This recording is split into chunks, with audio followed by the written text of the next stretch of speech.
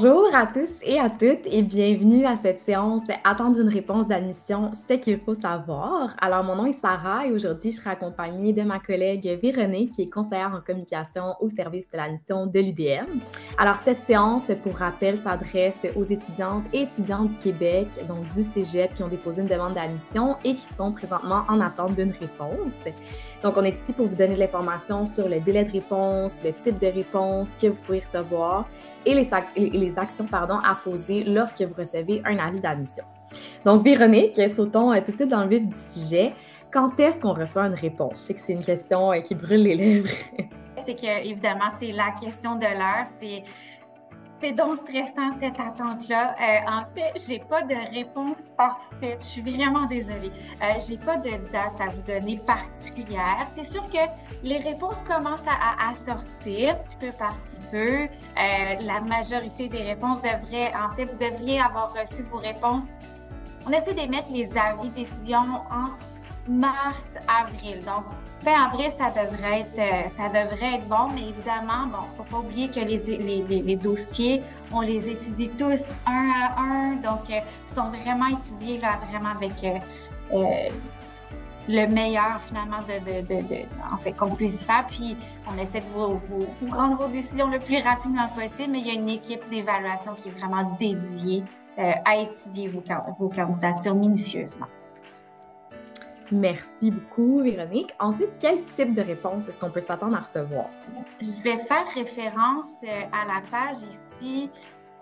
Voilà, donc c'est la page où on suit son dossier dans le centre étudiant. Donc, moi, je suis allée ici dans Aide à la demande et puis suivre son dossier dans le centre étudiant. Vous allez retrouver pas mal de réponses à vos questions. Moi, entre autres, ce que j'ai à dire par rapport à ça, je vais retirer, c'est vraiment pour vous donner une idée visuelle. Donc, ce que j'ai à vous dire par rapport à ça, c'est que la première étape, les différentes réponses que vous pourriez recevoir, évidemment, celles qu'on veut toutes avoir, c'est l'acceptation. N'oubliez pas, vous allez recevoir une réponse pour chacun de vos choix de programme. Il n'y a plus d'ordre de priorité.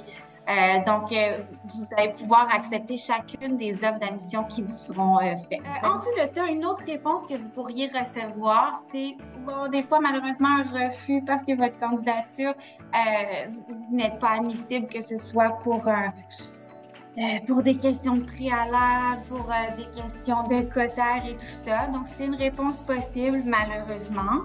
Si jamais vous recevez des refus pour chacun de vos choix de programme, sachez qu'en fait, vous aurez la possibilité de faire un choix additionnel parce qu'à l'UDM, évidemment, tout le monde a sa place. Donc, on va vous proposer de faire un choix additionnel. Vous allez recevoir un courriel à cet effet-là. Voilà, évidemment, le choix additionnel, on va vous proposer une liste de programmes, mais il va falloir quand même s'assurer de répondre aux conditions d'admissibilité, évidemment, de base. Ensuite de ça, une autre décision, là, si vous voulez, ou une autre... ce que vous pourriez voir, c'est par exemple, le dossier a été fermé. C'est pas nécessairement un refus. C'est si par contre, par exemple, on vous demandait une pièce justificative, on l'a pas reçu à temps. Si vous réagissez très rapidement, il est possible, pas pour tous les programmes, mais il est possible qu'on réactive votre candidature. Donc, agissez très rapidement pour éviter cette situation-là. Suivez régulièrement votre centre étudiant, les tâches qui seront inscrites dans votre centre étudiant. Ensuite, le dernier type de réponse qu'on peut recevoir, par exemple, c'est vous avez reçu une offre en liste d'attente. Ça, vous allez recevoir votre rang. Votre rang ne changera jamais. Vous allez avoir accès à un lien à partir de juin qui va dire, qui va être mis à jour à chaque semaine, qui va dire, cette semaine, on est rendu à tel rang. Donc,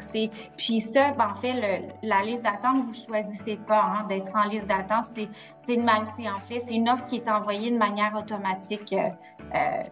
Voilà, c'est vraiment comme ça que ça fonctionne. Donc, à partir de juin, vous allez pouvoir accéder au rang. Puis, encore une fois, ça demeure une offre. Donc, accepter l'offre, c'est très important. Voilà. Merci beaucoup pour ce résumé, Véronique. Ensuite, qu'est-ce que je dois faire une fois que je suis admise ou admis à l'UDM? Ouais, OK. Donc, l'étape la plus importante, c'est de, aller accepter son offre d'admission. On ne dira jamais assez. De toute façon, vous allez quand même recevoir des rappels, des notifications. Donc, accepter son offre d'admission. Donc, dans le centre étudiant. La date limite pour les étudiants qui sont au cégep, vous avez tous jusqu'au 1er mai pour accepter votre offre d'admission. OK? Donc, ça, c'est la première chose.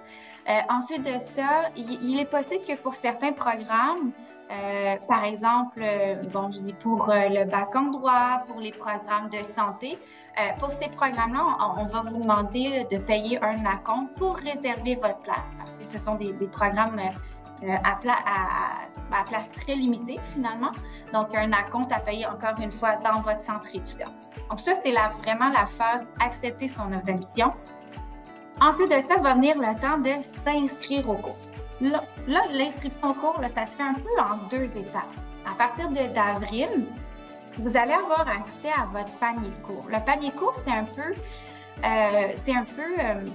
c'est pas l'inscription officielle, c'est que vous allez pouvoir un peu visualiser, faire l'exercice de voir à quoi pourrait ressembler votre horaire de cours. Donc, c'est vraiment comme un peu un panier d'achat, si vous voulez.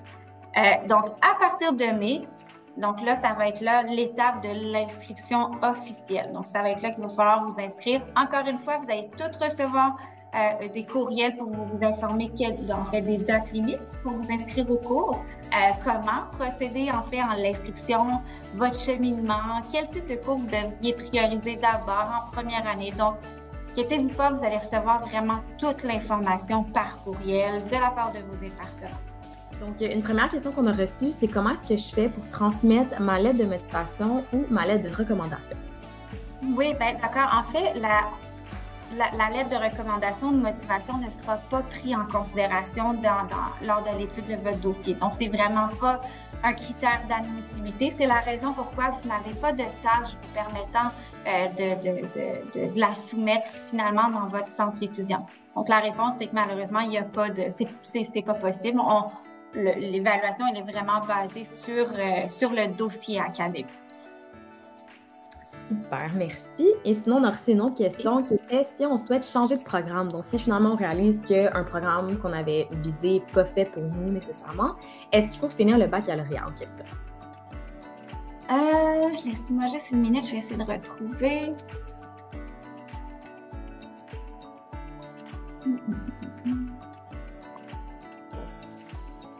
Excuse, peux-tu me... OK, oui, exactement. Donc, oui, excuse-moi, je viens de me retrouver.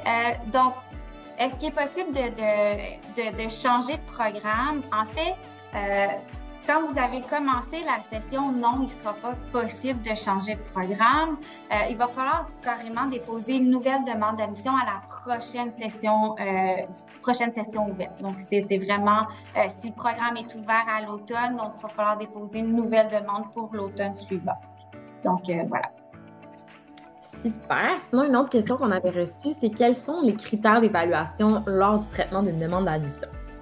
Oui, bien, comme je disais tout à l'heure, c'est vraiment principalement l'accotaire. C'est ça qui prime dans l'évaluation des candidatures. Ce que je peux rajouter aussi, c'est que certains programmes d'études ont d'autres exigences, telles que des entrevues, des tests. Donc, c'est vraiment, tout est spécifié dans chacune des fiches programmes, des fiches descriptives des programmes sur notre site web, donc sur le site admission.montréal.ca. Si jamais vous voulez connaître la pondération de ce qui est pris en considération dans l'étude de votre candidature, vraiment là, visitez chacune de ces fiches descriptives-là pour lesquelles vous avez déposé vos demandes. Excellent, merci. Puis sinon, on a une question qui revient d'ailleurs vraiment souvent qu'on a reçue. Est-ce que tu peux nous expliquer le processus pour les demandes de prêts et bourses? Donc, à qui est-ce qu'il faut s'adresser? Quelle est la date à laquelle il faut faire la demande, etc. Merci. Oui. Donc, en fait, bon, par expérience, ça fait quelques années, là, mais moi, je le faisais tout le temps quelques semaines avant ma rentrée. Le conseil des services à la vie étudiante, c'est de le faire un mois d'avance. Je vais juste en profiter d'ailleurs pour vous partager un lien.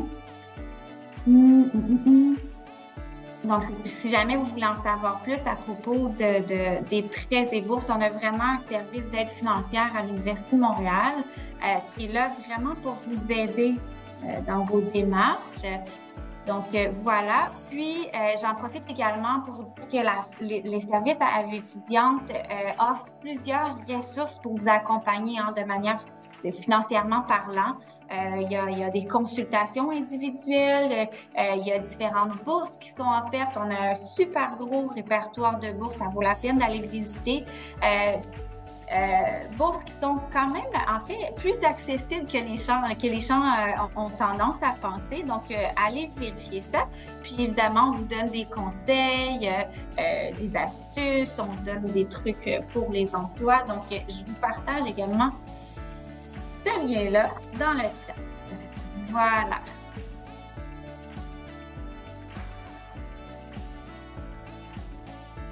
Merci Véronique. Ensuite, la prochaine question qu'on a reçue, c'est comment modifier le nom sur une demande d'admission, par exemple?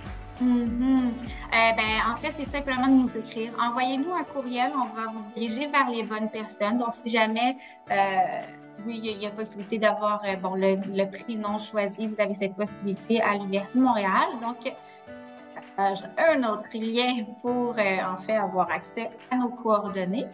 Mais voilà, c'est simplement nous envoyer un courriel, puis on va tout régler ça ensemble. Excellent, merci. Ensuite, jusqu'à quand est-ce qu'on peut effectuer nos choix de cours et donc s'inscrire officiellement au programme? Ouais, c'est ça, on en a parlé tout à l'heure. Je disais panier de cours, donc c'est vraiment pour visualiser, se familiariser. Au mois d'avril, à partir du mois de mai, il y aura l'inscription officielle. Il y a certaines exceptions pour l'ouverture de l'inscription. Dans tous les cas, vous allez être informés, ne vous inquiétez pas. Puis, j'ajoute aussi que pour plusieurs programmes contingentés, il y aura des dates limites à respecter. Donc, surveillez vos notifications, vos courriels, votre centre étudiant, ça va être très, très bien précisé. Donc, tout est vraiment dans le centre étudiant. À partir du mois de mai, là, généralement, l'inscription officielle ouvre pour la plupart des étudiants et étudiantes. Merci beaucoup. Puis là, ensuite, on a reçu une autre question par rapport à la cotère dont on a parlé un petit peu plus tôt dans oui. Mais est-ce qu'une cotère inférieure à la cote du dernier admis ou admise signifie qu'on peut absolument pas être admis dans un programme, par exemple, qui est contingenté? Pas nécessairement. La cotère, en fait, c'est pas... pour les programmes contingentés, c'est vraiment à titre indicatif. Bon, c'est sûr que quand on regarde dans les fiches descriptives de chacun des programmes, j'y reviens souvent, les fiches descriptives, mais on a accès aux statistiques des 3 dernières années. Donc, ça vous donne une petite idée. Si vous êtes proche, moi, je vous invite quand même à tenter votre admission, mais quand même d'essayer de penser à d'autres possibilités, à d'autres voies là, pour si jamais ça fonctionne pas. Mais non, ça veut pas dire nécessairement que c'est une finalité, c'est vraiment à titre indicatif. Super, merci. Ensuite, on a une question qui concerne les résidences. Donc, est-ce que c'est possible d'avoir de l'information là-dessus? Je sais aussi que c'est une question qui revient souvent. Le logement. Ben oui, je sais, le logement. En fait, les résidences, Zoom Résidence qu'on appelle à l'Université de Montréal, pour être honnête avec vous, les places sont extrêmement limitées. Puis là, on pouvait s'inscrire là à une liste d'attente le 1er mars. Donc, c'est un petit peu passé, mais je voulais pas en fait vous laisser sans rien. Service à la vie étudiante. Je vais le répéter plusieurs fois, ce service-là, mais vraiment, ils font des miracles pour vous accompagner dans tout. Il y a toutes sortes de ressources, mais ils ont également un service de logement hors campus. Donc, vous pouvez partager le lien. Ça vaut vraiment la peine d'aller le voir. Donc, ils peuvent vous accompagner. Je sais qu'il y a des événements de speed dating pour trouver des colocataires. Donc, c'est un exemple de service qu'ils offrent. Oui, puis il y a aussi plein de groupes, là, si je peux me permettre, là, sur les réseaux sociaux qui permettent de trouver des logements. Là, c'est vraiment pas parce que vous n'avez pas une place en résidence, par exemple, à l'Université de Montréal, que vous allez être mal pris là, pour vous rendre à vos cours ou quoi que ce soit. Là, la ville de Montréal est super interdite. Mais non, mais c'est ça. Exact. Des fois, il y a des gens qui ont peur par rapport à ça, mais peu importe où vous habitez là, dans Montréal et ses alentours, vous allez trouver un moyen de vous rendre à l'université relativement. Ben oui, si ça peut en rassurer quelques-uns, j'habite à Rive-Sud de Montréal, puis ça se fait très, très bien en transport en commun. C'est sûr que si vous avez la chance d'habiter à Montréal même, c'est idéal. Hein? Montréal est reconnue pour être une ville étudiante, une des premières, des meilleures villes étudiantes au monde d'ailleurs. Donc, mais tu sais, le quartier autour de l'Université de Montréal est un quartier résidentiel. Donc, vous allez trouver votre compte évidemment. Ne stressez pas trop par rapport à ça. Ensuite, on a reçu la question, est-ce que c'est possible de faire un double bac, donc suivre les cours de 2 bacs différents en même temps? C'est quand même intéressant comme question. Oui, ben en fait, c'est super intéressant comme question, puis je la fais quand même une fois de temps en temps. La règle, c'est que non, je peux pas suivre 2 grades en même temps, donc 2 grades, je parle ici de 2 baccalauréats. On pourrait combiner, mettons, un bac à un programme court. Donc, si je veux commencer un baccalauréat, puis suivre une mineure en même temps, il ne devrait pas y avoir de problème. Évidemment, il y a certaines exceptions. Il y a toujours des exceptions. Donc, si jamais c'est pour vous, en fait, vous voulez absolument suivre 2 bacs en même temps, c'est très, très rare, là, mais vous devez vraiment avoir l'autorisation de vos 2 départements. Donc, la règle, finalement, c'est que non, c'est pas possible de suivre 2 bacs, mais un bac puis un programme court, il n'y a pas de problème. Super. Merci, Véronique. Ensuite, on a reçu la question, ça revient un peu à ce qu'on a dit un peu plus tôt, mais on peut peut-être répéter la réponse. Mes amis ont déjà reçu leur réponse après un délai d'attente inférieur que moi. Pourquoi? Ben oui, je comprends que c'est stressant. Ben, en fait, je vous rassure, encore une fois, c'est pas un indicatif de refus, rassurez-vous. C'est juste qu'encore une fois, on a plusieurs milliers de dossiers à évaluer un à un. Donc, il faut les évaluer vraiment minutieusement, attentivement. Donc, courage! Quelle sorte d'activité parascolaire on offre? Parce que notre message, c'est toujours, en fait, oui, être étudiant à l'Université de Montréal, c'est pas juste suivre des cours. Il y a vraiment toute une vie autour de la vie académique, finalement. C'est qu'en tant qu'étudiant à l'UDM, oui, vous allez être représenté par des associations étudiantes. Donc, eux-mêmes, ils organisent et développent, en fait, toutes sortes d'activités avec votre cohorte, des compétitions. J'ai vu des compétitions interprogrammes, des sorties ludiques. Donc, eux, ils organisent plusieurs activités. On a les services à l'étudiante aussi qui offrent une gamme d'activités culturelles, je pense, et d'ateliers. J'ai vu des ateliers de photographie, je sais qu'il y a le cinéma, hein, vous pouvez aller assister à un film à petit prix. Il y a des ateliers de création littéraire, il y a une troupe de danse, de théâtre, de chant. J'ai vu des cours de tricot, de balado, de ukulélé. Donc, c'est vraiment, tout le monde y trouve évidemment son intérêt. J'ai également vu évidemment des 5 à 7, des soirées de jeux de société, des sorties de ski, de randonnée, des ateliers culinaires. Il y en a plusieurs aussi. Donc, c'est vraiment intéressant en termes culturels. Sportif maintenant, pour le sportif entre nous, le CEPSUM, évidemment, c'est le centre sportif de l'Université de Montréal. Vous allez retrouver une piscine olympique, un mur d'escalade, une piste de course, mais il y a moyen de pratiquer plusieurs sports, là, de louer des gymnases, si jamais, bon, pour le badminton, pour le squash et compagnie. Donc, c'est vraiment, encore une fois, être étudiant à l'UDM, vous avez vraiment toute une offre de vie étudiante pour vous, finalement. Quelqu'un qui demande, par exemple, est-ce qu'on peut être accepté sous condition, entre parenthèses, un cours prévu en cours d'été? Ah oui, ben super bonne question. Puis oui, évidemment. Oui, en tant qu'étudiant collégien, de toute manière, vous allez tous être acceptés sous condition.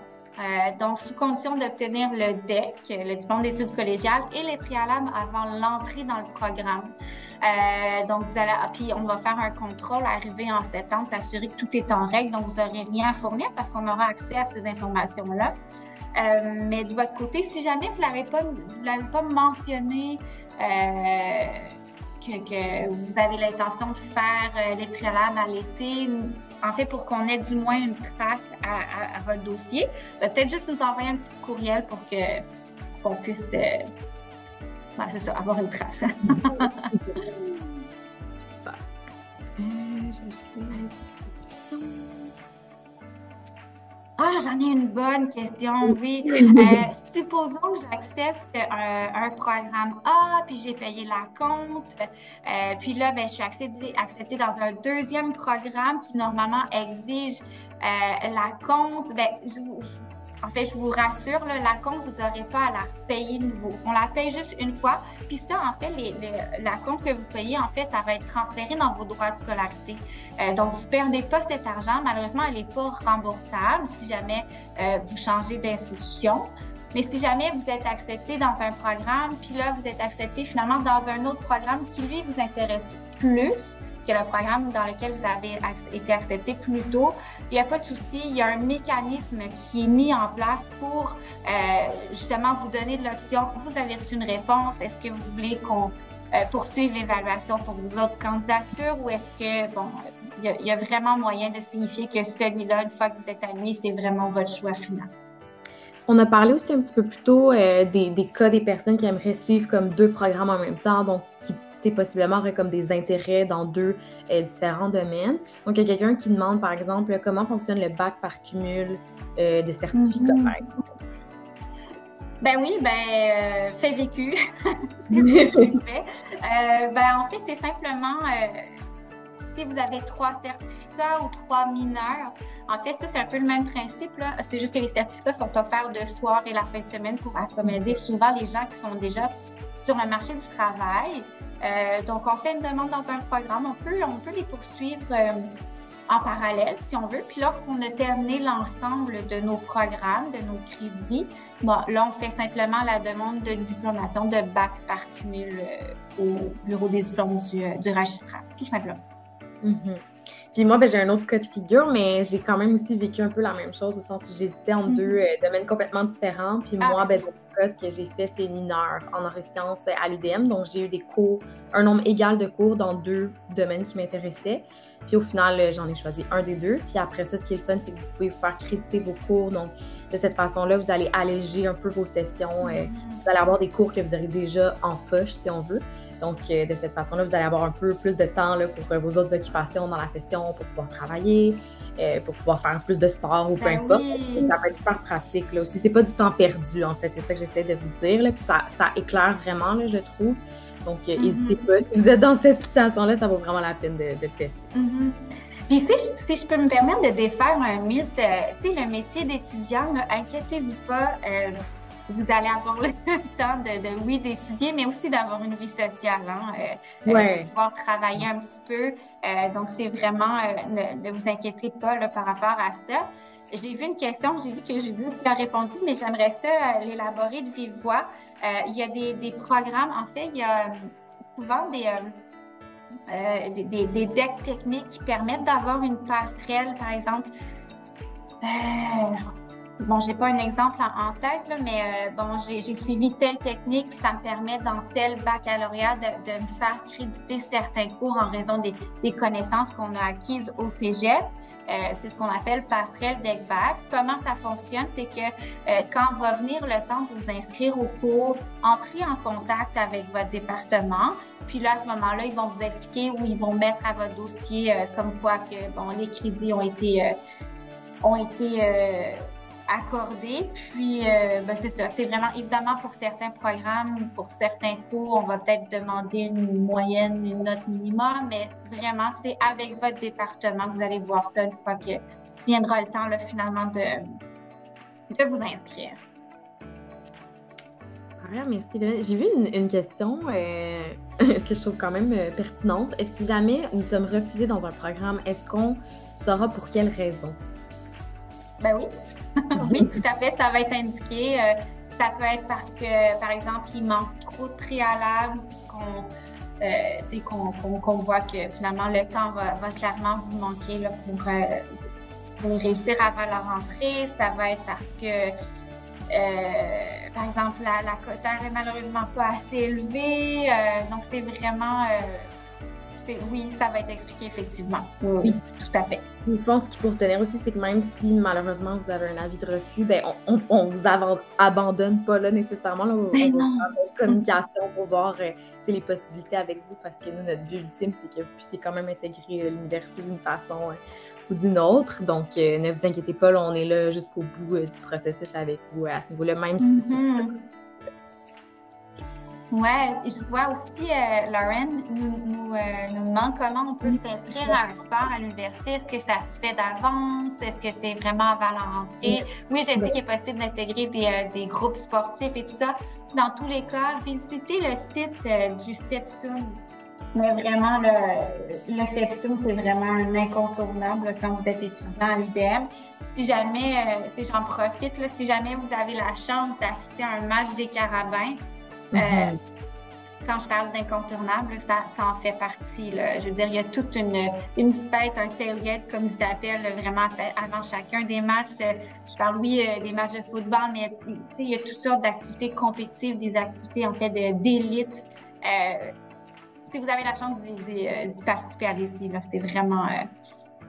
à vivre une fois au moins là, dans sa carrière universitaire. Oui, puis les installations aussi sont vraiment impressionnantes. Là. Si vous voulez prendre le temps d'aller faire un tour, c'est tellement gros, je pense pas qu'on peut s'imaginer à quel point il y a des belles choses là, que ça recouvre. Donc... Ben, c'est ça. Exact. J'ai vu, si je peux donner des exemples de cours qu'ils offrent, j'ai vu des cours d'acro yoga, il y a des installations aussi, si jamais il y a des adeptes de CrossFit, il y a des installations pour pratiquer ce sport-là dans la salle d'entraînement. Donc, il y a vraiment des cours, si vous voulez, des cours des cours de cardio, vraiment, ils ont vraiment une belle offre pour le public.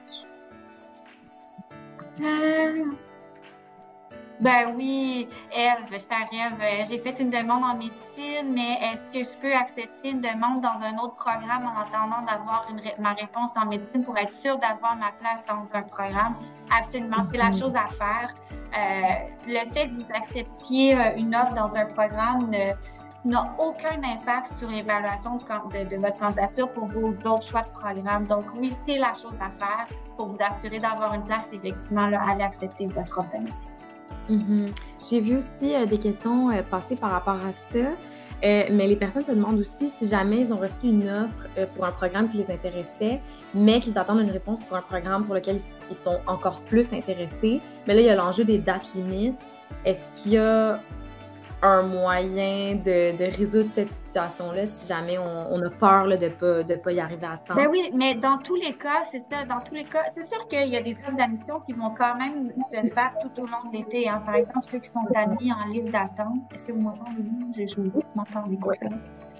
Parfait. Donc, bon, ça, c'est les réponses sortent tout au long de l'été. Fait que, mais oui, c'est la chose à faire. Acceptez votre offre d'admission. Si vient le temps de vous inscrire, inscrivez-vous à vos cours. Puis si finalement vous recevez une réponse positive du choix que vous vouliez, là, vraiment, ben là, il y aura moyen évidemment, l'étape, ça va être de vous désinscrire des cours auxquels vous êtes inscrits, puis de vous désister dans votre centre étudiant. Mais oui, ça se fait, ça se fait. Super, ben merci beaucoup Véronique. Je pense que c'est ce qui conclut notre séance d'aujourd'hui. Donc j'espère qu'on a pu vous éclairer puis vous rassurer surtout sur la suite pour votre admission. Si vous êtes curieux ou curieuse d'en savoir plus sur l'univers là, vraiment de l'UDM, vous pouvez aussi nous suivre sur les réseaux sociaux. On a plein de contenus immersifs, informatifs là, pour vraiment que vous puissiez vous projeter là, un peu à l'université. Donc, ben merci beaucoup, Véronique, d'avoir été là. Merci. Puis, je veux juste rajouter aussi bonne dernière session là, à tous les étudiantes au cégep actuellement. Je sais que c'est un dernier sprint, puis surtout, bonne chance dans vos admissions.